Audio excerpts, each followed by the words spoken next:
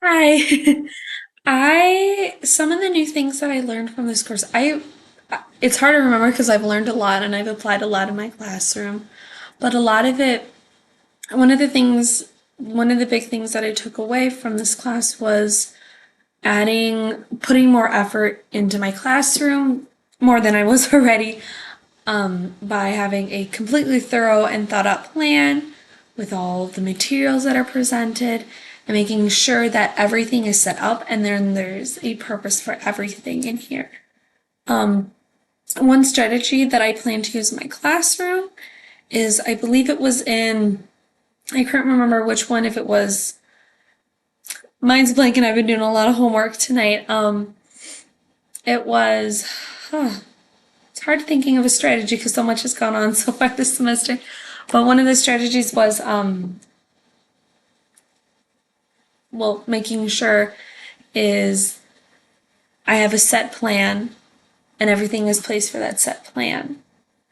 That's the one thing that I took away from this class, and I know that's the last couple of weeks that we did was a lot of lesson planning, but that's one of the big things that I took away from because I love making plans, I love making lists. So these last few weeks of doing a whole lot of lesson planning, I've really loved.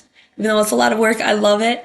But going into further detail of making sure there's enough props, there's enough supplies for everyone, there's a transition into what it is, how am I going to engage my kids? That's stuff that that I've been using in my class already, and it's already showing a lot of, a lot of, a lot of progress with showing it, and my kids absolutely love it that I teach. A personal philosophy of teaching,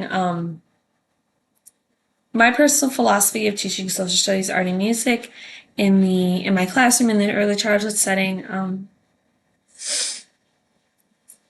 would be I feel like it's very important because even though you think social studies means history, social study really means you're learning about anything. You're learning about money, you're learning about how things work in the classroom, how things work in the community.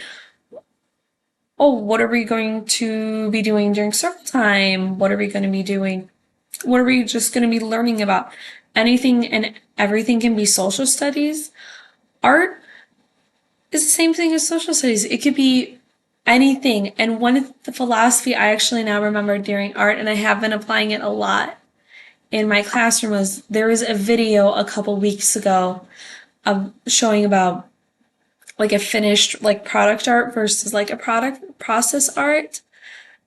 And she held up a plate that was painted by a child, and she said, this is supposed to be a fish. And so she cut it into fish. And she's like, but this isn't really a fish because this isn't what the child made. And that's something that I've been taking personally a lot of not finishing my kiddos' artwork for me and just letting them fly their own, not really fly their own boat, but really get those creative juices flowing for the kids and really having them experience all those art materials to where it might not even look like a fish. We made popsicle stick fish this week. Half of them don't even look like fish. I'm like, half of them don't look like fish. But but it's the process of them showing, oh, what does a fish look like to them? Or how do they even want to create their fish? And music, music, that's one thing that I've been struggling with is music is I'm always learning and I'm always moving and I'm always adapting my plan to the kit, adapting my plan. But music is a very powerful tool to catch the kiddos' attention, but also to bring their energy levels down and to bring them into the activity. And all of that stuff is just a great way to engage the kids.